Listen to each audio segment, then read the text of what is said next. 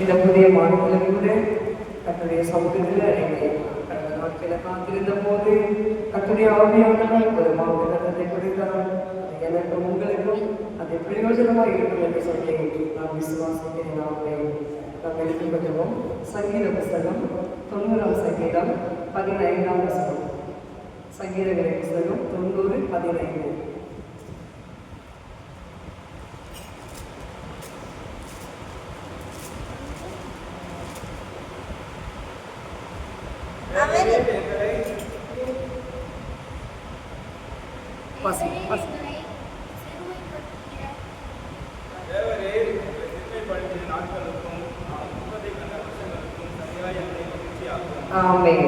தேவரே எங்களை சிறுமைப்படுத்தின நாட்களுக்கும் நாங்கள் துன்பத்தை கண்ட வருஷங்களுக்கும் எப்படி சரியா எங்களை மகிழ்ச்சியாகும்.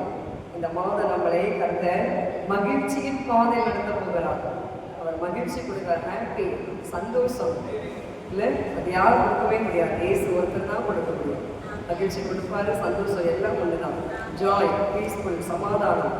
நமக்கு இந்த உலகத்துல சொத்து பத்தைகள் இருக்கோ இல்லையா, நமக்கு என்ன இருக்குன்னு சொல்லுங்க, ஹாப்பியா இருக்கணும். அதனால்தான் happy family, happy birthday, happy wedding day, happy anniversary டே, எல்லாத்துக்கும் ஒரு டைட்டில் கொடுக்குறாங்க. அதே போலதான் இன்றைக்கு இந்த புதிய மாதத்துல கூட இயேசு நம்மை மகிழ்ச்சியாக்க போகிறார். அதே சொல்லலாமா?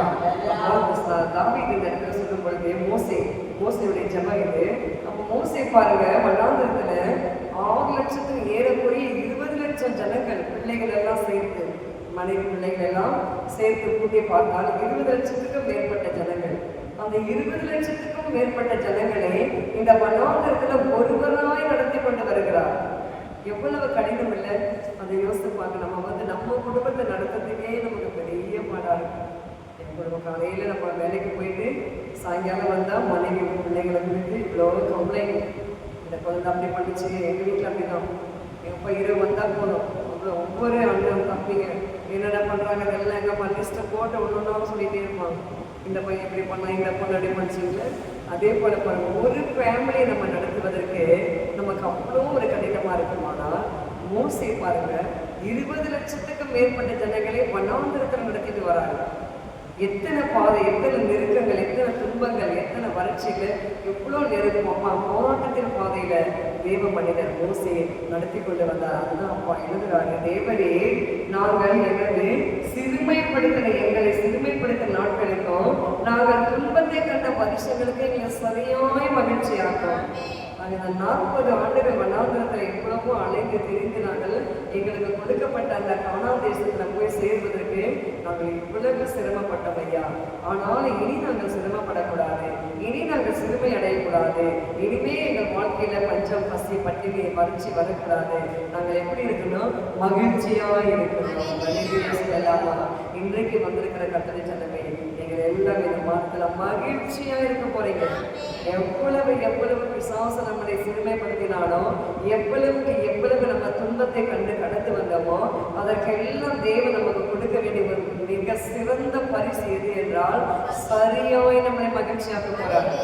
எவ்வளவு போராட்டம் வரட்டும், நெருக்க வரட்டும், வேலையே இல்லை, சாப்பாடு இல்லை, வாடகை கட்ட முடியல, இருக்கட்டும், இருந்தாலும் இயேசு நம்மை நடத்த போகிறார். அவர் கொடுக்க மகிழ்ச்சியாக்க போறாரு. அல்லேலூயா சொல்லலாமா? ஆமே. நான் பாருங்க, யூத ஜனங்கள் கூட இந்த பெர்சியா தேசத்து ராஜா கோரேஸ், இந்த பெர்சியா தேச ராஜா மகாஸ்வேரு, இந்த நாட்களில் யூதர்கள் மிகவும் நெருக்கப்பட்டார்கள். யூத ஜனங்கள் சிறுமைப்பட்டார்கள். ஆமான் என்றதான ஒரு மனிதன் மூலமாக அந்த நாட்களில அகாஸ்வேரு ராஜா அரசாண்ட நாட்களில யூதர்கள் மிகவும் சிறுமைப்படுத்தப்பட்டார்கள். சிறுமை என்றால் உபத்திரவம். அப்போ மிகவும் உபத்திரப்பட்டார்கள். அந்த நாட்களில் பாருங்க, ஒரு ஸ்டார், அதாவது நட்சத்திரம், ஒரு பெண்ணை கர்த்தர் பயன்படுத்துகிறார். அந்த பெண்ணுடைய பெயர் தான் எஸ்தர். நம்ம எஸ்தரின் புஸ்தகம் 8ஆம் அதிகாரம் 15ஆம் வசனத்துல நம்ம வாசிப்போமானால், அங்கே நமக்கு தெரியும். எஸ்தரின் புஸ்தகம் 8ஆம் அதிகாரம் 15ஆம் வசனம்.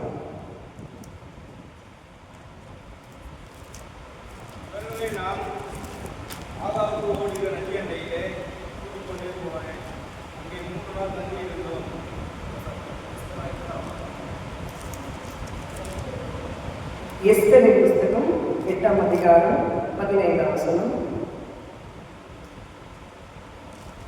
அப்பொழுது மொர்தெகாய் இளநீலமும் வெள்ளையுமான ராஜவஸ்திரம், பெரிய பொன்முடியும் பட்டும் ரத்தாம்பரமும் அணிந்தவனாய் ராஜாவிடத்திலிருந்து புறப்பட்டான்.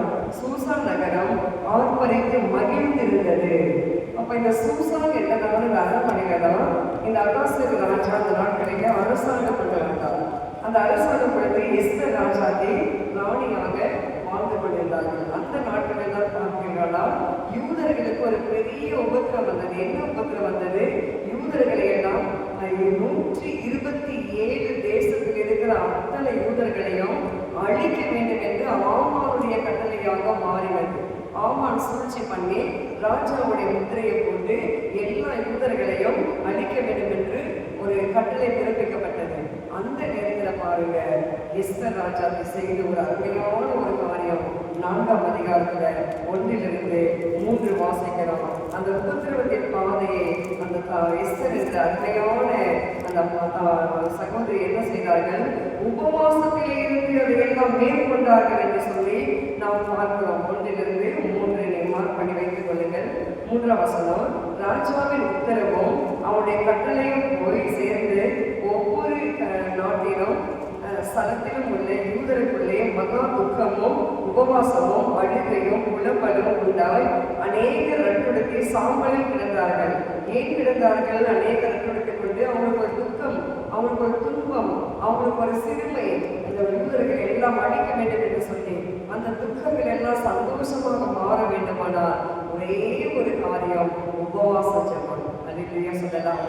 அதுதான் அந்த அம்மா செய்தார்கள். 3 நாள் நானும் தன்னுடைய தாதிமார்கள் தான் ஃப்ரெண்ட்ஸு, அந்த கூட அரண்மனையில் இருப்பாங்கல்ல, ராஜாங்க ராணிகள்லாம் ஒரு தோழிகள் இருப்பாங்க, அந்த ஃப்ரெண்ட்ஸுங்க இருப்பாங்க. இவங்களோட கூட சேர்ந்து 3 நாள் அந்த அம்மா சாப்பிடாமல் குசியாமல் அல்லும் பகலும் 3ஆம் அதிகாரம் நம்ம 13 வசனத்துல நாம் வாசிக்கலாம். அல்லும் பகலும் 4ஆம் அதிகாரம் 16 எஸ்தரின் புத்தகம் 4ஆம் அதிகாரம் 16ஆம் வசனத்துல நான் வாசிக்கிறோம். நீ போய் சூசானில் இருக்கிற யூதரை எல்லாம் கூடி வர செய்து 3 நாள் அல்லும் பகலும் குசியாமலும் குடியாமலும் இருந்து எனக்காக உபவாசம் பண்ணுங்கள். நானும் என் தாதிமாரும் உபவாசம் பண்ணுவோம். இவ்விதமாக சட்டத்தை மீறி ராஜாவிடத்தில் பிரவேசித்தேன். நான் செத்தாலும் சாகிறேன் என்று சொன்னார். பார்த்தீங்கன்னா, அப்ப இன்றைக்கு நம் வாழ்க்கையில கூட ஒரு மகிழ்ச்சி வேண்டும், ஒரு சந்தோஷம் நமக்கு வேண்டும், நம் சிறையிருப்பு மாற வேண்டும், நம் சிறுமை, நம் உபத்திரவம் மறைய வேண்டும், நம்முடைய காரியங்கள் எல்லாம் கைகூடி வர வேண்டும் என்று இருப்போமானால் என்ன செய்ய வேண்டும்? உபவாசித்து நாம் ஜெபிக்க வேண்டும். அந்த உபவாச ஜெபமானது மகிழ்ச்சியை கொண்டு வருகிறது, ஒரு ஹாப்பியை கொண்டு வருகிறது. நிறைய பேர் சொல்லுவாங்க, அதெல்லாம் கிடையாது, உபவாசமெல்லாம் எடுக்க நம்ம ஜெபிக்கணும்னு அவசியம் இல்லை, எல்லாம் இயேசு சிலுவையை நமக்காக செய்து முடிச்சுட்டாரு அப்படின்னு சொல்லுவாங்க பல போதகர்கள். அப்படி பிரசங்கிப்பது உண்டு, இருக்கட்டும், நல்லதுதான். சிலுவையில இயேசு நமக்காக எல்லாவற்றையும் ஜெயித்தாரு, இல்லை என்று சொல்லவில்லை. ஆனாலும் பர்சனலா நம்முடைய வாழ்க்கையில நம்ம ஒரு காரியம் நமக்கு நடக்க வேண்டும், நமக்கு ஜெயம் கிடைக்க வேண்டும், நம்ம குடும்பங்கள் நல்லா இருக்க வேண்டும், நம் தேசம் நல்லா இருக்க வேண்டும் என்று சொல்லி நாம் நினைப்போம்னா நம்ம என்ன செய்ய வேண்டும்? உபவாசித்து நாம் ஜெபிக்க நாம் கற்றுக்கொள்ள வேண்டும். அந்த உபவாச ஜெபத்துல பாருங்க, நடந்த ஒரு காரியம், அவங்களுடைய துக்கங்கள் எல்லாம் சந்தோஷமாக மாறினது, அவங்க அழுகை எல்லாம் ஆனந்த களிப்பாக மாறினது. இன்றைக்கு நம் வாழ்க்கையில கூட நம்முடைய துக்கங்கள், நம்முடைய சஞ்சலங்கள், நம்முடைய வருத்தங்கள், நம்முடைய போராட்டங்கள் எல்லாம் மறைந்து ஒரு மகிழ்ச்சியை கற்றுக் கொடுக்க போறாரு. நல்ல சொல்லலாமா? ஆமென். எஸ்தர் அந்த அம்மா ராணி அவங்க உபவாசம் எடுத்து ஜெபிக்கணும்னு அவசியம் கிடையாது. ஒரே ஒரு ராஜாங்கத்துல போய் மீண்டுமாக அந்த முத்திரையை வாங்கி ஒரு நகல் ஒன்று ரெடி பண்ணி அந்த முத்திரையை போட்டு எல்லா தேசத்துக்கும் அனுப்புவதற்கு ராஜாத்தியால முடியும். ஆனாலும் அவர்கள் செய்யவில்லை. அவங்க என்ன செய்தார்கள்? ஜெபித்தார்கள். அவங்க கர்த்தரை நோக்கி பார்த்தார்கள். இந்த ஜெபிக்கும் போதுதான் மோசே கூட பாருங்க, மோசே இடத்துல ஒரு கோல் கொடுக்கப்பட்டது. மோசேயுடைய அற்புதம் செய்கிற ஒரு தேவ மனிதர். ஆனாலும் மோசே ஒவ்வொரு நாளும் தேவனை நோக்கி பார்ப்பார். தேவனே, இந்த ஜனங்க என்ன முறுமுறுக்கிறாங்க, என்னை திட்டுறாங்க, என்னை இப்படிலாம் பேசுறாங்க.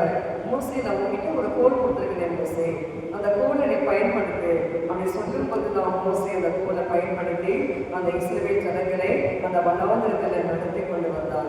இன்றைக்கு நம் வாழ்க்கையில கூட கர்த்தருடைய ஆவியான ஒரு வாக்கு தத்தங்களை நம்ம கையில கொடுத்திருக்கிறார். அந்த வாக்கு தத்தங்களை எடுத்து நம்ம ஜெபிப்பது நம்முடைய பெரிதான கடமை. நம்ம அப்படி சொல்லி நாம் ஜெபிக்கும் பொழுது நிச்சயமாக கர்த்தர் நம் குடும்பங்களில ஒரு மகிழ்ச்சியை கொடுப்பாரு. அல்லேலூயா. அடுத்து அதே எஸ்தர் புஸ்தகம் 8ஆம் அதிகாரம் 16-17 வாசிக்கிறோம். எஸ்தர் 8ஆம் அதிகாரம், எஸ்தர் புஸ்தகம் 8ஆம் அதிகாரம் 16-17.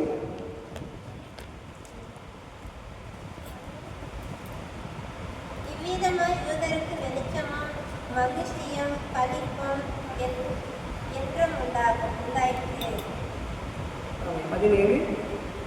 ராஜாவின் வார்த்தையால் அவனுடைய கட்டளைகளையும்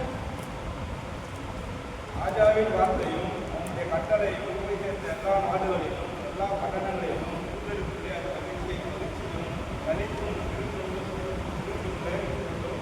நல்ல நாடுகளை யூதருக்கு பயப்படுகிற பயம் நேற்றத்து ஜனங்களை பிரித்ததினால் அவர்களில் அநேகர் யூத மரணத்தில் அமைந்தார்கள். பாருங்க, இவ்விதமாய் யூதருக்கு என்ன வந்துச்சா? வெளிச்சமும் மகிழ்ச்சியும் களிப்பும் கனமும் உண்டாயிற்று. அப்போ எப்பொழுது சிறுமைப்படுத்தப்பட்ட நாட்களில நம் வாழ்க்கையில உபத்திரம் வரும் பொழுது அந்த உபத்திரத்திலே அழிந்து போய் என்று சொல்லி நம்ம தேவன் விடுகிற தேவன் அல்ல. அந்த உபத்திரத்துக்கு பதிலாக அவர் என்ன செய்யறாரு? களிப்பை உண்டாக்குறாரு, மகிழ்ச்சியை உண்டாக்குறாரு, நமக்கு ஒரு வெளிச்சத்தை கொடுக்கிறாரு, நமக்கு ஒரு கணத்தை உண்டாக்குறாரு. அந்த கணத்தை கொடுத்து நம்ம என்ன செய்யறாரு? நம்ம அவர் ஆசீர்வதிக்கிறார். அது மாத்திரமல்ல, நல்ல நாளுமாய் இருந்தது. அதாவது விருந்துண்டு கொண்டாடுவதற்கு ஒரு நல்ல நாளை அவர் ஆயத்தப்படுத்துகிறாரு.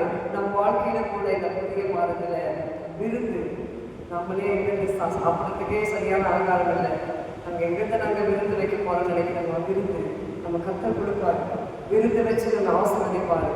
விருந்தில் வரவேற்பார். நம்ம விருந்து உண்டு. அதாவது என் சத்துருக்களுக்கு முன்னதாக ஒரு பந்தியை ஆயத்தப்படுத்தி என் தலையிலிருந்து எண்ணெயினால் அபிஷேகம் பண்ணுகிறேன். அப்படியாக தேவன் இந்த புதிய மாதத்துல நம்ம கணம் பண்ண போகிறாரு. நம்மளுடைய வாழ்க்கையில பாருங்க, ஆபீஸ்ல கம்பெனியில ஒரு இடத்துல நீங்க வேலை செஞ்சீங்கன்னா அந்த அதிகாரி கண்களில் நமக்கு தயவு கிடைக்கப்படி நம்ம கணம் பண்ணுவாங்க. நமக்கு வர வேண்டிய ப்ரமோஷன் அப்படியே இருந்தாலும் அதை தேவன் கொண்டு வந்து வைப்பாரு. அவங்க மனசோடு கர்த்தர் பேசுவாரு. அந்த அதிகாரிக்கு கர்த்தர் பேசுவாரு. எப்படி எஸ்தர் ராஜாக்கு வந்து நேரடியா ராஜா கிட்ட போக முடியாது. நேரடியா போவார்கள்னா கொண்டு விடுவார் ராஜா. அதனால அந்த அம்மா என்ன பண்ணார்கள்? தேவ சமூகத்துல 3 நாள் உபவாசித்து ஜெபித்து விட்டு அவங்க போறாங்க. நான் செத்தாலும் சாகிறேன், என் ஜனங்களுக்காக உபவாசம் போட்டு ஜெபம் பண்ணிட்டு அதுக்கு பிறகு ராஜா கிட்ட போகும்போது ராஜா செங்கோலை கொண்டுறாரு. அல்லேலூயா சொல்லலாமா? இன்னைக்கு நம்ம நேரடியா போயிட்டு நம்ம அதிகாரிகிட்ட, சார் எனக்கு இன்க்ரிமெண்ட்டை கூட்டி கொடுங்க, எனக்கு சேலரி எனக்கு ஏற்றி கொடுங்க, எனக்கு போனஸ் கொடுங்க, எனக்கு இதை போடுங்க, நான் எவ்வளோ வருஷமா நான் வேலை செய்கிறேன், நான் அப்படி பண்ணுறேன் இப்படி பண்ண நம்ம கேட்டால் ஆகாது. அந்த அதிகாரி நீ இல்லைன்னா பரவாயில்ல, வேற ஆளுக்கு போயிட்டு வாப்பா அப்படின்ட்டு சொல்லிவிடுவார்கள். ஒரு தம்பி அப்படிதான் ஒரு வாழ்க்கையில நடந்த ஒரு சம்பவம். ரொம்ப மிகவும் கஷ்டப்பட்ட தம்பி இருக்கு. நல்ல ஒரு தம்பி தான். அவன் சாஃப்ட்வேர் இன்ஜினியர் படிச்சிருக்காரு, நல்ல ஒரு உத்தியோகம். பட் இருந்து என்ன பண்ணுது, அவனுடைய அந்த வார்த்தையினால இன்னைக்கு வேலை கூட இல்லாதபடிக்கு சாப்பாட்டுக்கே மிகவும் கடினமாகப்பட்டு வாடகை கூட நகையை வைத்தோம், நம்ம சாப்பிடுவதற்கு நகையை வைத்தோம், சாப்பிட்டு கொண்டு ஆடாத குறையா சொல்ல சிஸ்டர் எல்லாம் போயிடுச்சு. நான் அடுத்து என்ன பண்ண போறதில்லையே ஒரே வார்த்தை. அந்த அதிகாரிகிட்ட போய் அவரு மூர்க்கமாக நடந்து கொண்டார். அப்படி நம்ம செய்யலாமா? நமக்கு ஒரு அதிகாரி கொடுக்கப்பட்டிருந்தால் அந்த அதிகாரிகளுக்கு நம்ம கீழ்ப்படிகளோடு பேரை சொல்லுது. அந்த நமக்கு மேல இருக்கிற அதிகாரிகள் நம்ம எப்பவுமே என்ன செய்யணும்? கீழ்ப்படிந்திருக்கணும். நான் கிறிஸ்தவன், நான் அதெல்லாம் செய்ய மாட்டேன், நான் எங்க தேவனுக்கு நான் பயப்படணும். நல்லது, தேவனுக்கு பயப்படணும். பட் நமக்கு கொடுக்கப்பட்ட அதிகாரி ஒருத்தர் இருக்கா இல்லையா, அவருக்கும் நம்ம பயப்பட வேண்டும் அப்படின்னு வேதம் சொல்லுது. இவங்க என்ன பண்ண வார்த்தையினால பாருங்க, இன்னைக்கு அவருக்கு வர வேண்டிய அந்த இன்கமெண்ட்டும் போய்விட்டது, வேலையும் போய்விட்டது. இன்னைக்கு சாதாரண ஒரு இடத்துல அவர் கை நீட்டி கடன் வாங்கி சாப்பிடுகிற அளவுக்கு நல்லப்பட்டாகிறது.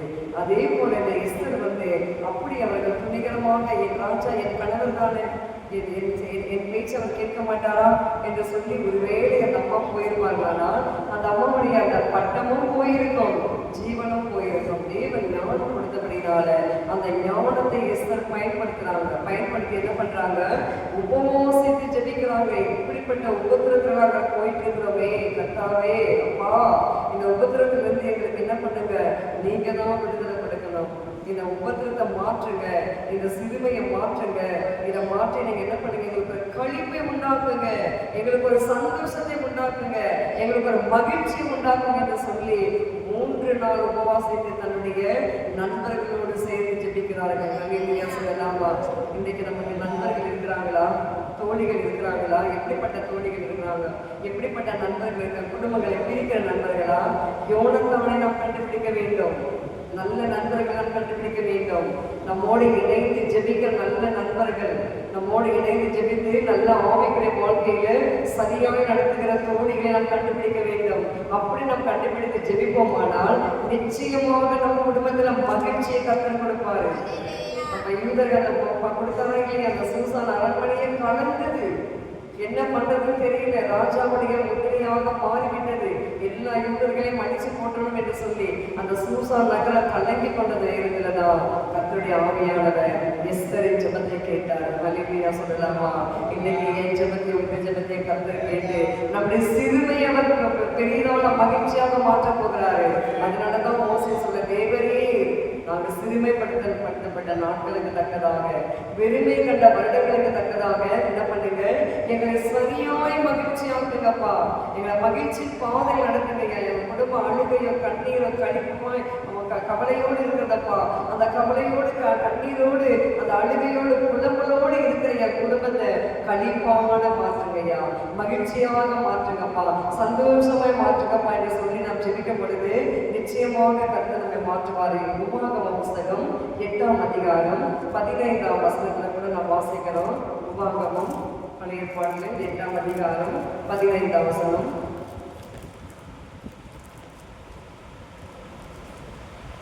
திருநாட்களே நன்மை செய்யும் பொருட்டு திண்மைப்படுத்தி உங்களை சோதித்து ஒளிவாய் சத்தங்களும் தேர்வுகளும் தண்ணீர்களான வளர்ச்சியுமான பயங்கரமான பெரிய வாழ்ந்த வழிகளால் என்னை அழைத்து வந்தவரும் உனக்காக பாறையான கண்மனையிலிருந்து தண்ணீர் புறப்பட பண்ணினவரும் பிதாக்கள் அறியாத மன்னாவினால் வனாந்தரத்திலே உங்களை போஷித்து வந்தவருமான தேவனாய கர்த்தரை மறவாமலும். ஆமென். போதும்.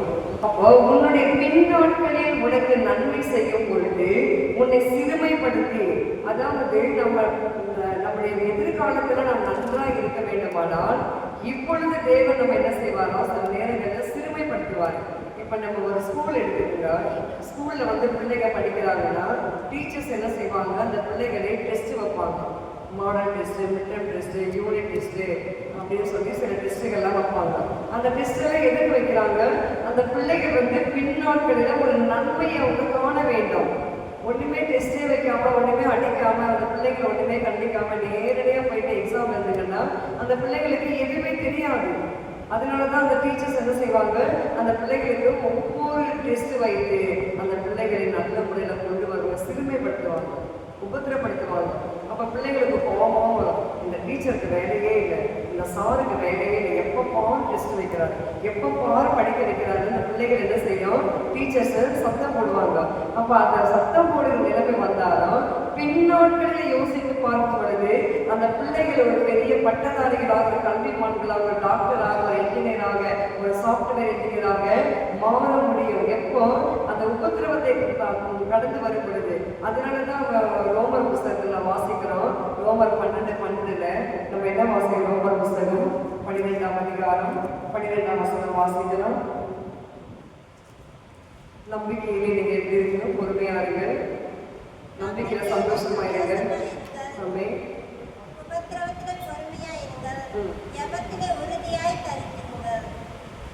நம்பிக்கையில எப்படி இருக்க வேண்டுமா? அவன் நம்பிக்கையில நம்ம சந்தோஷமா இருக்க வேண்டும். நம்முடைய வாழ்க்கையில் வருகிற சிறுமையை கர்த்தர் மாற்றுவார், நம்முடைய உபத்திரவத்தை கர்த்தர் மாற்றுவார், நமக்கு வருகிற நன்மைகளை கர்த்தர் கொடுப்பார் என்று சொல்லி நாம் எப்படி இருக்க வேண்டுமா, நம்பிக்கையில நாம் சந்தோஷமா இருக்க வேண்டும். உபத்திரவத்தில் நம்ம எப்படி இருக்க வேண்டுமா, பொறுமையாய் இருக்க வேண்டும். ஜெபத்தில் எப்படி இருக்க வேண்டும், உறுதியாய் தரித்திருக்க வேண்டும். எஸ்தர் செய்தார்கள், உறுதியாக தரித்திருந்தாங்க. 3 நாள் எதுவுமே சாப்பிடல, எதுவுமே போட்டு கொள்ளல, ராஜ வஸ்திரம் உடுத்தி கொள்ளல. நீங்க வீட்டுல போய் அந்த சரித்திரத்தை அப்படியே வாசித்து பாருங்கள. அந்த அம்மா எதுவுமே செய்யல, குடிக்கல, புசிக்கல, சாப்பிடல, ஒன்றும் செய்யல. தேவ சமூகத்தில் எப்படி இருந்தார்கள், உறுதியாய் தரித்திருந்தார்கள். அது விளைவுதான் கழிப்பும் சந்தோஷமாக மாறிடுது. இன்னைக்கு நம் வாழ்க்கையில கூட ஒரு காரியம் நம்ம குடும்பத்துல நடக்க வேண்டுமானால் நாம தான் உறுதியா ஜெபத்துல தரித்திருக்கணும். நாம தான் எப்படி நம்பிக்கையில சந்தோஷமா இருக்கணும். நாம் பொறுமை உபத்திரத்துல எப்படி இருக்கணும், பொறுமையா இருக்கணும். உபத்திரம் வரும்போதுதான் பயங்கரமா ஒரு உபத்திரம், யாருக்குமே உபத்திரம் வராதுன்னு சொல்ல முடியாது. அதனால தாவீது ஒரு இடத்துல சொல்லும் பொழுது, நான் உபத்திரப்படுவதற்கு முன் வழி தப்பி நடந்தேன்.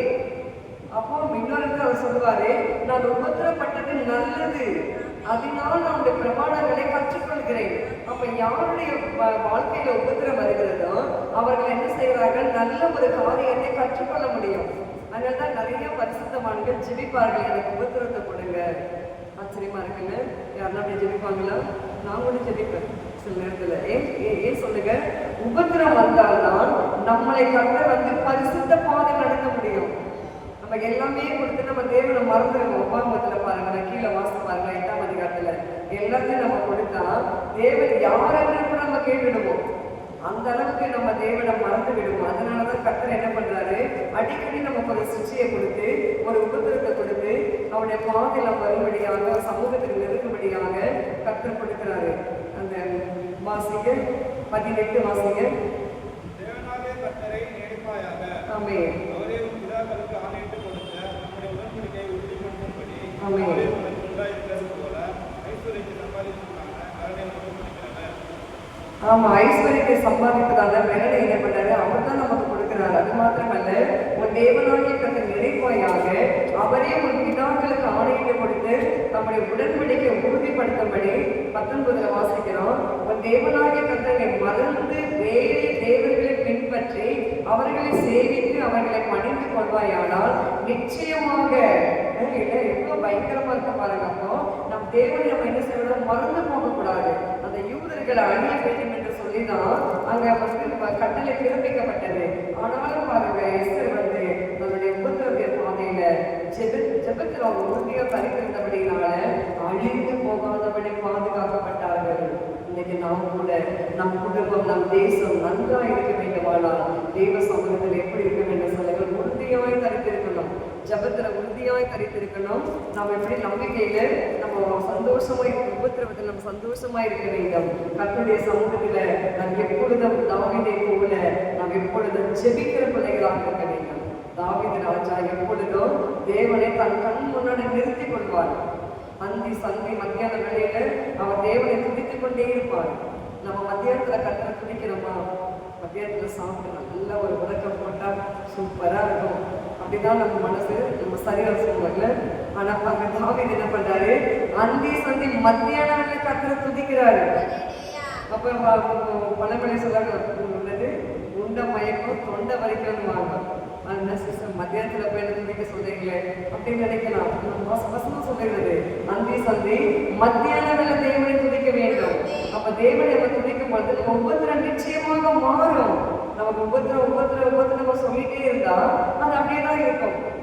உபத்திரமே ப்ளீஸ் ப்ளீஸ் அப்படி சொல்லக்கூடாது. உபத்திரமே என் வாழ்க்கையில கொடுத்த உபத்திரத்தை கர்த்தர் மாற்ற போகிறாரு, என் வாழ்க்கையில கொடுக்கப்பட்ட சிறுமையை கர்த்தர் மாற்ற போகிறாரு அப்படின்னு சொல்லி நம்ம ஜெபிக்கும் போது மட்டும்தான் நம்ம குடும்பத்துல மகிழ்ச்சி உண்டாகும். நம்ம ஜெபிக்காமல் இருந்தால் மகிழ்ச்சி யார்? பாஸ்டர்மார்கள் ஜெபிப்பார்கள் தான், இவாஞ்சலிஸ்ட் ஜெபிப்பார்கள் தான், தீர்க்கதரிசிகள் ஜெபிப்பார்கள் தான், இல்லை என்று சொல்லவில்லை. ஆனாலும் நம் குடும்பத்திற்காக, நம் பிள்ளைகளுக்காக, நம் வேலைக்காக யார் ஜெபிக்க வேண்டாம்? நாம தான் ஜெபிக்க வேண்டும். நாம் ஜெபிக்கும் போது நம் குடும்பம் எப்படி இருக்கிறது சொல்லுங்க, மகிழ்ச்சியான குடும்பமாக மாற, ஹாப்பி ஃபேமிலியாக மாறிவிடும். சங்கீதம் 9:12 வாசிக்கலாம். சங்கீத புஸ்தகம் 9:12.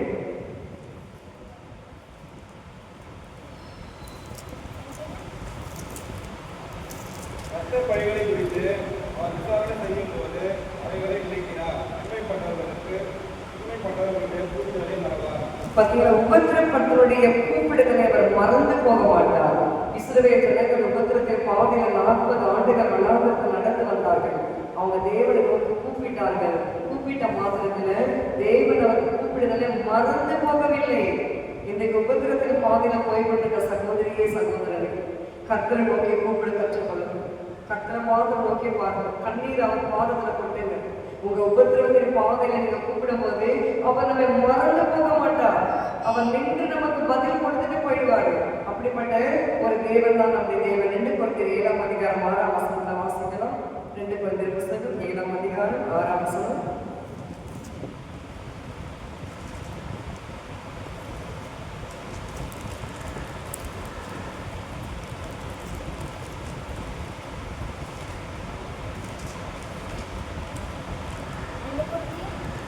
ஏழாம் அதிகாரம் 6ஆம் வசனம்.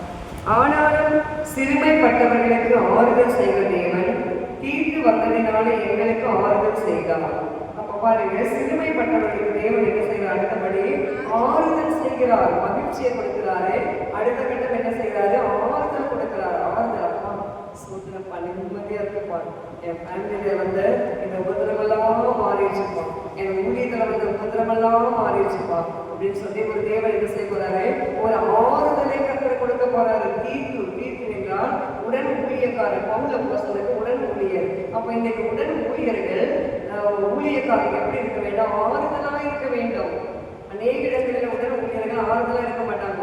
எப்போ இந்த பாஸ்டரை எப்போவாலும் ஊழியை விட்டுடுவாங்க. அந்த குழியில விழுந்தவொடனே சிரிப்பாங்க. அப்படி இருக்கக்கூடாதுங்க. தீர்த்து எப்படி இருக்கிறாரு? ஆறுதலா இருக்கிறாரு.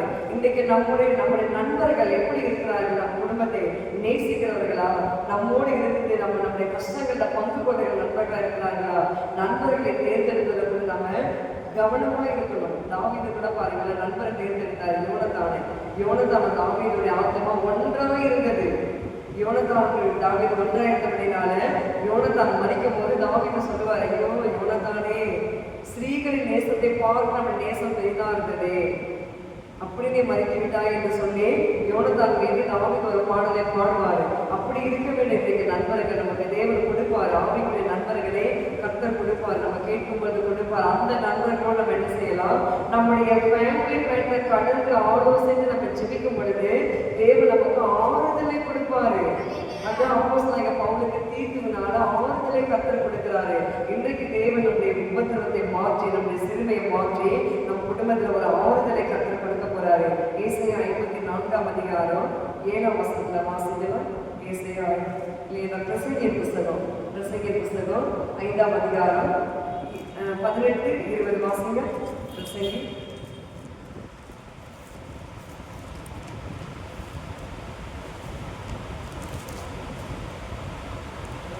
இதோ உயிரோடு இருக்கும்படி தேவன் அருள் செய்த நாளெல்லாம் மனுஷன் புசித்து குடித்து ஜீவனுக்கு தன் பிரயாசம் அனைத்திலும் பலனை அனுபவிப்பதை நலமும் சுகமான காரியங்களை நான் கண்டேன். இதுவே அவன் பங்கு. தேவன் ஐஸ்வர்யத்தையும் சம்பத்தையும் எவனுக்கு கொடுத்திருக்கிறாரோ அவன் அதிலே புசிக்கவும் தன் பங்கை பெறவும் தன் பிரயாசத்திலே மகிழ்ச்சியை ஏற்படும் அவனுக்கு அதிகாரம் அளிப்பது தேவனுடைய அனுகிரகம். ஆமென். இப்ப தேவன் ஐஸ்வர்யத்தையும் சம்பத்தையும் எவனுக்கு கொடுத்திருக்கிறாரோ அவன் அதில் புசிக்கவும் தன் பங்கை பெறவும் தன் பிரயாசத்தில் மகிழ்ச்சியா இருக்கவும் அவனுக்கு அதிகாரம் அளிப்பது தேவனுடைய அனுகிரகம். இன்னைக்கு இந்த புதிய மாதத்துல நம்முடைய கையில் பிரயாசத்தின் பலனை நம்ம சாப்பிட்டு நாம் எப்படி இருக்க வேண்டுமா? மகிழ்ச்சியா இருக்கணும். மகிழ்ச்சி நான் சம்பாதிக்கிற சம்பாத்தியம் மற்றவங்க சாப்பிடக்கூடாது. மற்றவங்க சாப்பிடக்கூடாதுன்னா கடன்காரர்கள் காலமே வந்து நின்றுடுவாங்க. அவங்களுக்கு தெரியும் இன்னைக்கு சேலரி வரணும். காலமே வந்து கடன்காரன் என்ன செய்வாங்க? கதவை தட்டுவோம் வந்துட்டு சீக்கிரம் வாடகை. சில வீடுகளில் பார்த்தீங்கன்னா ஹவுஸோட அப்படிதான் வந்து கலெக்ட் பண்ணிடுவாங்க. காலமே வந்து இன்னைக்கு அப்படி இல்லை. நம்ம குடும்பத்தை கர்த்தர் அப்படி வைக்க மாட்டாரு. நீங்க சம்பாதிக்கிற சம்பாத்தியத்தை என்ன செய்ய போறாரா? மகிழ்ச்சியா எனக்கு புசித்து குடித்து நீங்க திருப்தி அடைக்க கர்த்தர் வைக்க போறாரு. நம்ம சம்பாதிக்கிற அப்போ கற்றுக்கிட்ட உண்மையா இருக்கணும். நான் சொன்னேன் இல்லையா, ஒரு ஹாஸ்டல்ல சமையல் வேலை செய்யற அம்மா, சாதாரண வேலை தானே, ஐயாவுக்காக நான் போட்டு வைக்கிறேன் சிஸ்டர். மாசம் போட்டு வச்சு ஒரு வருடம் வந்த பிறகு அந்த காசை கொண்டு வந்து என்கிட்ட கொடுப்பாங்க. யாரும் இங்கே இருக்காங்க. இன்னைக்கு நம்ம என்ன செய்யறோம்ல, நம்முடைய கையின் பிரயாசத்தில் பலன்ல கர்த்தருக்கு நாம் உண்மையா இருக்கும் போது நாம் மகிழ்ச்சியா இருக்க முடியும். நம்ம சம்பாதிக்கிறது கர்த்தர் கொடுக்குற பலன். நம்ம ஐஸ்வர்யம் நம்ம வேலை செய்யறோம்னா அது யார் கொடுக்குறாரு? கர்த்தர் தான் கொடுக்குற. அப்ப கர்த்தருக்கு நம்ம கொடுப்பதற்கு கஷ்டப்படுறோம். அநேகர் வந்து நம்ம சபையில தசம பாகத்துல உண்மையா இருக்கிறது இல்லை. நான் வந்து இது பேசக்கூடாது டாபிக், ஆனால் ஏன் தெரியல, ஆவியார் இந்த பாயிண்ட் கொடுத்துட்டாரு. அநேகர் இந்த தசம பாகத்துல உண்மையா இருக்கிறதே கிடையாது. 40,000 சம்பளம்னா 500 ரூபாய் தான் கொடுப்பாங்க. அது கர்த்தர் பார்க்குறாரு, எனக்கு இல்லை. அது யாருக்கு? கர்த்தருக்கும். பரிசுத்த பங்கு அது தேவனுக்குரியது. அப்போ என்னைக்கு நீங்கள் அப்படி அவங்க மறைத்து கொடுத்தாங்கன்னா அதனுடைய செலவை கர்த்தர் அவங்க கிட்ட கேட்டு வாங்கிடுவாங்க. அந்த ரகசியம் அவங்களுக்கு தெரிய மாட்டேங்குது. அந்த ரகசியம் தெரியாதனால தான் அவங்க குடும்பங்களில் மகிழ்ச்சி உண்டாக மாட்டேங்குது. இன்றைக்கு மகிழ்ச்சி வேண்டுமானால் நம்முடைய கையின் பிரயாசத்தில் பலனை நாம் சாப்பிட வேண்டுமானால் நம் தேவனுக்கு நாம் உண்மையா இருக்க வேண்டும். 10ல் 1 பங்கு என்றால் அதை கரெக்டாக நம்ம தேவனுக்கு செலுத்தணும். இவங்களுக்கு ஏன் கூட ஒரு சிஸ்டர் அப்படிதான் ஆரம்ப நாட்கள் நம்ம சபையில் இருந்தாங்க. இப்போ நம்ம சபைக்கு வரதில்லை. அவங்க வீட்டுக்கார் நம்ம சபையில் ஞானஸ்தானம் இருந்து இங்கே இருந்தவர். அந்த அம்மா வேற ஒரு சபையிலேருந்து வந்த ஒரு பொண்ணு. அந்த அம்மா என்ன தெரியுமா சொல்லிச்சு, ஐயா தான் அம்பாசிடர் கார் வச்சிருக்காரு, நீ ஏன் அவருக்கு தசமாக கொடுக்குற? அவருக்கு கொடுக்காது, நான் போகிற சபைக்கு கொடுக்கு. எப்படி அம்பாசிடர் கார் வச்சிருந்தா பாஸ்டருக்கு தேவையில்லையா? பாஸ்டர் யார் நம்பி இருக்காரு? கர்த்தருடைய பிள்ளைங்க கொடுக்குற தசம பாக காணிக்க நம்பி தான் ஊழியம் ஓடிக்கொண்டிருக்குது. அவங்க போய் எங்கேயும் போய் சம்பாதிக்கலை. அப்படி அந்த சிஸ்டர் சொன்னாங்க. இன்னைக்கு அவங்க சபையில் இல்லை. இந்த மாதிரி நிறைய பேர் சொன்னாங்கன்னா இன்னைக்கு வைக்க மாட்டாரு கர்த்தர் அவங்களெல்லாம். அப்போ உங்கள் கண் என்ன பண்ணுது? பாஸ்டர் என்ன பண்ணுறாரு, ஏது பண்ணுறாரு, என்ன சாப்பிட்றாரு, சாப்பிடட்டும். பாஸ்டர் பிள்ளைங்க சாப்பிட்டோம், பாஸ்டர் பிள்ளைங்க படிக்கட்டும், இல்லை பாஸ்டர்கள் நல்லா இருக்கட்டும். அதுக்கு தானே கர்த்தர் நடத்துகிறாரு. இன்னைக்கு அப்படியாக இருந்து ஆவிகள், சில ஆவிகள் அப்படி இருக்கிறபடினால்தான் அவங்க குடும்பத்தில் பாருங்க பயங்கர சண்டை, ரோடு சிரிக்கிற அளவுக்கு மாறிவிட்டது. இந்த ஏழைகள் நானும் ஐயாவும் தான் கடந்து போயிட்டு அந்த குடும்பத்தில் அந்த பிரச்சனையை நாங்கள் தீர்த்து வைத்து இன்றைக்கு குடும்பமாக வாழ்ந்து கொண்டிருக்கிறாங்க. மறந்துட்டாங்க. நம்ம செய்த நன்மைகளை மறந்துட்டு இருக்கட்டும். கர்த்தர் அவங்களை ஆசீர்வதிக்கட்டும், நல்லா இருக்கட்டும். ஏன் சொல்ல வருகிற சொல்லுங்க, நம்முடைய கையின் பிரயாசத்தின் பலன்ல சாப்பிட்டு அளவுக்கு நமக்கு ஒரு மகிழ்ச்சியை கற்றுக் கொடுக்க போறாரு. நீங்க சம்பாதித்த வச்சு நீங்க ஜாப் பண்ணி நீங்க எடுத்து செலவு பண்ணீங்கன்னா உங்களுக்கு மகிழ்ச்சி கற்றுக் கொடுப்பாரு. நீங்க அதை விட்டுட்டு இந்த பாஸ்டருக்கே நம்ம கொடுக்கணும், கார் வச்சிருக்க பாஸ்டருக்கே நம்ம தசமா கொடுக்கணும், ஹெலிகாப்டர் வச்சிருந்த பாஸ்டருக்கே கொடுக்கணும்னா அது யாருக்கு? அந்த தசமா பார்க்க யாருக்கு? கர்த்தருக்குரியது. அதை நம்ம கணக்கு போடக்கூடாது. நம்ம எவ்வளவு தரோம் அவ்வளவு தரம் சொல்லி நம்ம கணக்கு போடுவோமானால் நம்ம குடும்பங்களில் மகிழ்ச்சி இருக்காது. அப்ப நம்ம குடும்பத்தில் மகிழ்ச்சி இருக்க வேண்டுமானால் கர்த்தருக்கு நாம் உண்மையா இருக்க வேண்டும். தேவன் ஐஸ்வர்யத்தையும் சம்பத்தை எல்லாம் கர்த்தர் கொடுக்க போறாரு. இந்த மாதம் குறைகள் எல்லாம் கர்த்தர் நிறைவாக மாற்ற போறாரு. எங்கள் பிள்ளைகளுடைய படிப்பு தேவைகள் இருக்கு இல்லையா? யூனிஃபார்ம் எடுக்கணும், ஃபீஸ் கட்டணும், இஎம்ஐ கட்டணும், கிரெடிட் கார்டு அடைக்கணும். கடன் சுமை என் மேலே விழுந்திருக்கப்பா. யாருக்கோ நான் வாங்கி கொடுத்த கடனை என் தலைமையில விழுந்துருச்சு. நிறைய பேர் இன்னைக்கு போராட்டத்தில் போயிட்டு இருக்காங்க. நிறைய பேர் இன்னைக்கு உபத்திரவத்தின் பாதையில கடந்து போயிட்டு இருக்காங்க. அப்படிப்பட்ட உபத்திரவத்தின் பாதையில கடந்து போயிட கர்த்தருடைய பிள்ளைகளை கர்த்தர் ஆசீர்வதித்து சம்பத்தையும் ஐஸ்வர்யத்தையும் கொடுத்து மகிழ்ச்சியான குடும்பமாக தேவன் அவர்களை மாற்றப் போகிறார். அவருடைய ஆகாரத்தை கர்த்தர் சந்தோஷமா புசிக்கும்படி செய்வாராம். அதே 9ஆம் அதிகாரம் 7ஆம் வசனம். நம்முடைய ஆகாரத்தில் கையின் பிரயாசத்தை பலன்களை நாம் வாங்குகிற அந்த ஆகாரத்தை எப்படி சந்தோஷமாய் நாம் புசிக்கும்படி செய்வார். சில வீடுகளை கண்ணீரோடு சாப்பிடுவாங்க. அதுவும் இல்லைப்பா வாசிக்க 9:7. நீ போய் உன் ஆகாரத்தை சந்தோஷத்துடன் புசித்து உன் திராட்சரசத்தை மனமகிழ்ச்சியுடன் கூடி தேவன் உன் கிரியைகளை அங்கீகாரம் பண்ணியிருக்கிறார். பாருங்க, நம்ம என்ன செய்ய வேண்டும்? நம்முடைய கையின் பிரயாசத்தின் பலனை வாங்கி நம்ம என்ன செய்ய போறோம்? சந்தோஷமா இந்த ஆகாரத்தை புசிக்க போறோம். அதனால்தான் நான் அடிக்கடி நான் சொல்றேன், சேலரி வந்தவொடனே ஒரு நாள் உங்க ஃபேமிலியில உங்க பட்ஜெட்டுக்கு ஏற்றது மாதிரி ஒரு ஹோட்டலுக்கு கூட்டிட்டு போகணும். அதுக்காக பெரிய ஹோட்டலுக்குலாம் போயிடக்கூடாது. நம்ம பட்ஜெட்டுக்கு எவ்வளோ இருக்கோ அதுக்கு தக்க ஒரு ஹோட்டலுக்கு பிள்ளைங்களை மனைவி பிள்ளைங்களை கொண்டு போயிட்டு ஒரு நாள் அந்த பிள்ளைங்களுக்கு சந்தோஷமாக நல்ல ஒரு ஆகாரத்தை வாங்கி கொடுத்து நம்ம சந்தோஷமாக புசிக்கலாம். அது ஒன்றும் தவறு ஒன்றும் கிடையாது. ஏன்னா நம்ம யாருக்காக நம்ம சம்பாதிக்கலாம்? நம் பிள்ளைகளுக்காக தான், நம் குடும்பத்தை நடத்துறது பாதுகாக்கலாம். அப்படி இருக்கும்போது நம்ம ஒரு நாள் நம்ம என்ன செய்யலாம்? சந்தோஷமாய் பிள்ளைகளோடும் இருக்கலாம். அதுதான் இங்கே கர்த்தர் சொல்றாரு, நீ போய் உன் ஆகாரத்தை என்ன பண்ணு? சந்தோஷத்துடன் புசி. ஐயோ நான் அந்த சம்பளம் வாங்கிட்டேன், இவருக்கு கட்டணும், அவனுக்கு கட்டணும், இங்கே வாடகை கட்டணும், என்ன பண்ணுறது, ஏது பண்ணுறது, எப்படி சாப்பிட்றது, அப்படி இன்னைக்கு நம்ம தேர்வு வைக்க மாட்டாங்க. இந்த மாதம் பாருங்க, நீங்க சந்தோஷமா நீங்க புசிக்க போறீங்க. திராட்சை ரசம் என்றால் யூதர்களுக்கு அதான் விசேஷமான ஒரு ஜூஸ் அது. அதே போல நம்ம தேவன் கூட நம்ம நல்ல ஆகாரத்தை புசிக்கும்படியாக கர்த்தர் வைக்க போறாரு. ஹல்லேலூயா சொல்லலாமா? மகிழ்ச்சியான குடும்பம், நல்ல குடும்பம், நல்ல வசனங்களை மார்க் பண்ணி வைத்துக் கொள்ளுங்கள். நீங்க வீட்டில் போய் வாசிங்க. ஏசாயா 61:3, ஏசாயா தீர்க்கதரிசி புத்தகம் 61ஆம் அதிகாரம் 3ஆம் வசனம். அடுத்து ஏசாயா 35:10, அடுத்து கொலேசியர் 1:24. ஏசாயா 61:3, ஏசாயா 35:10, கொலேசியர் 1:24. கடைசியா 35:10 மாத்திரம் நாம் வாசிக்கலாம். ஏசாயா 35:10. ஆனந்த மகிழ்ச்சியை கர்த்தர் நமக்கு கொடுத்து நம்மை நடத்துவாராக. ஏசாயா தீர்க்கதரிசி புத்தகம் 35ஆம் அதிகாரம் 10ஆம் வசனம்.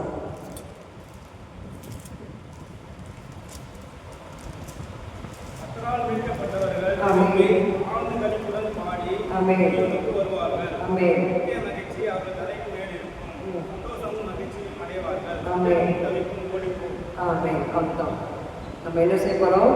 மீட்கப்பட்டவர்கள் திரும்பி, மீட்கப்பட்டவர்கள் மட்டும்தான் இந்த ஆசீர்வாதம்.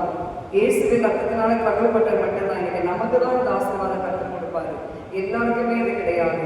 மீட்கப்பட்டவர்கள் திரும்பி ஆனந்த களிப்புடன் பாடி சீயோனுக்கு வருவார்கள். நித்திய மகிழ்ச்சி அவர்கள் தலையின் மேல் இருக்கும். நித்திய மகிழ்ச்சி என்றால் நிரந்தரமான மகிழ்ச்சி. ஏதோ இந்த ஒரு மாசம் மட்டும்தான், ஒரு நாள் மட்டும்தான் அல்ல. ஒவ்வொரு நாளும், ஆண்டுகள் தோறும், மாதங்கள் தோறும் நம் தலையின் மேல் தேவன் நினைப்பதன் நித்திய மகிழ்ச்சியை கொடுத்து, அது மாத்திரமல்ல சந்தோஷமும் மகிழ்ச்சியும் அடைவார்கள். சஞ்சலமும் தவிப்பும் ஓடிப்போம். நம் வாழ்க்கையில சஞ்சலம், தவிப்பு, வருத்தம், கண்ணீர், போராட்டம், உபத்திரம், சிறுமை எல்லாம் மறைந்துவிடும். எல்லாம் மறைந்து அதற்கு பதிலாக என்ன கொடுக்க போறாரு சொல்லுங்கள்? மகிழ்ச்சியை கற்றுக் கொடுக்க போறாரு. ஹல்லேலூயா சொல்லலாமா? ஆமென். கர்த்தர் நல்லவர், அவர் கிருபை என்றும் உள்ளது. கர்த்தர் நல்லவர், அவர் கிருபை என்றும் உள்ளது. தேவன் தாமே நம்மை ஆசீர்வதிப்பாராக. ஆமென். கண்களை மூடி நாம் ஜெபிக்கலாம். நன்றி அப்பா, நன்றியோடு நம்மை சோதனைகள் மகிழ்வோம் மகிழ்வோம் தினமாக மகிழ்வோம் இயேசு ராஜன் சொந்தமாயினார். இந்த பாவத்தில் சொந்தக்காரர் என்ன உள்ளத்தில் சொந்தமானார். ஆனந்தமே பரமானந்தமே இது மாபெரும் பாக்கியமே. இந்த பாதலத்தில் சொந்தக்காரர் என்ன உள்ளத்தில் சொந்தமானார். ஆமென். கர்த்தாவே சோதரிக்கிறோம் ஐயா. சஞ்சலமும் தவிப்பும் ஓடி போகும் ஐயா. மகிழ்ச்சி எங்கள் தலைமையில் இருக்கும் ஐயா. உபத்திரத்துக்கு தக்கதாக சரியாய் மகிழ்ச்சியாக தேவன் மாதக்கத்தாக வந்திருக்கிற பிள்ளைகளையும் கேட்க இருக்கிற பிள்ளைகளையும் திரு சபையை கூட கத்தாக சரியாய் மகிழ்ச்சியாக்குங்கப்பா. நாங்கள் சிறுமைப்படுத்தப்பட்ட நாட்களுக்கு தக்கதாக, வெறுமை கண்ட வருடங்களுக்கு தக்கதாக தேவனே எங்களை சரியாய் மகிழ்ச்சியாக்கி எங்களை மகிழ்ச்சி பாதையில் எங்களை நடத்துங்கப்பா. எஸ்தர் ராஜாத்தின் நாட்களில் நடத்தினீரே, அதே போல கத்தாக எங்கள் குடும்பங்களையும் எங்கள் தேசத்தையும் அப்பா எங்கள் பிள்ளைகளையும் எங்கள் ஊழியர்களையும் எங்கள் ஊழியக்கார குடும்பங்களையும் நீர் நடத்த வர கிருபைக்காக நன்றி அப்பா. காத்துக்கொள்ளுங்க, பலப்படுத்துங்க. எல்லாம் உமக்கே செலுத்துகிறேன். இயேசுவின் நாமத்திலே பிதாவே, ஆமென். நாம் அனைவரும் சேர்த்து சொல்வோம். என் ஆத்துமாவே கர்த்தரை சொல்கிறி, என் முழு உள்ளத்தை பரிசுத்த நாமத்தை சொல்கிறேன். என் ஆத்துமாவே கர்த்தரை சொல்கிறேன், கர்த்தர் செய்த சகல உபகாரங்களையும் மறவாதே. ஆமென். அல்லேலூயா, அல்லேலூயா, அல்லேலூயா. ஆமென்.